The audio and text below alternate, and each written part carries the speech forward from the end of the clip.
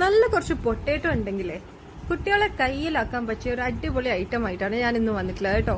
അപ്പൊ ഇത് ആദ്യം തന്നെ പൊട്ടേറ്റോ വേവിച്ചിട്ട് നന്നായിട്ട് ഇങ്ങനെ ഉടച്ചു കൊടുത്തിട്ടുണ്ട്. പിന്നെ ഒരു 1/2 കപ്പ് ബ്രെഡ് ക്രംസ് അതാണ് ഇതിൽ ആഡ് ചെയ്ത് കൊടുത്തിട്ടുള്ളത്. പിന്നെ ഇതാ ഒരു ടേബിൾ സ്പൂൺ അളവിൽ കോൺഫ്ലവർ ആണ് ഇട്ട് കൊടുത്തിട്ടുള്ളത്.